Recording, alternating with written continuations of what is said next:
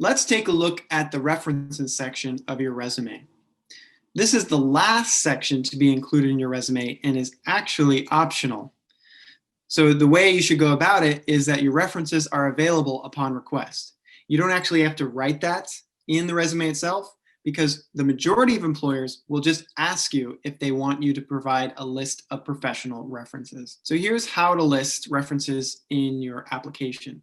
So you want it actually to be a separate page, and on the top of the page, title it Professional References. You want to have your name and then your contact details, your email, your phone number, and your address.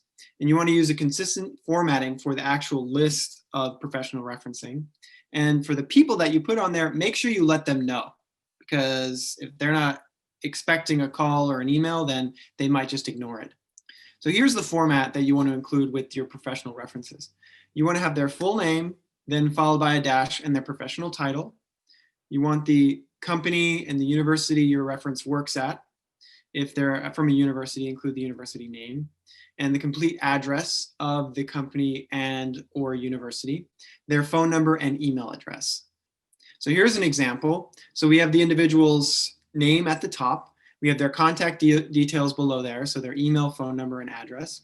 And then we have the format that we discussed just a moment ago for 2 professional references. Now, what I didn't mention was there's actually a brief explanation of the professional relationship right below the email. And there's a new line and then a new line after that, and then it's included there in italics. So that just helps clarify how you know them. The type of people that you can include, they've got to be representing you in a good way. So they are professional, or they are someone you worked with on a specific relevant project or period of work at a company.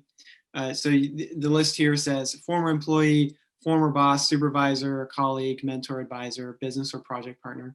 Make sure you don't include just direct supervisors for professional references. You want it to have a kind of a diversity. And you can include anywhere from 2 to 4 personal references, maybe more if needed, but you probably won't need more than 4. Also, what's not on this list is you can include a friend, but only if they are working at the company that you are applying to. So remember, you don't have to add this section, it's optional, and you should probably just wait until they ask you for it, but make sure to have it ready. All right, that's it. Have a good one.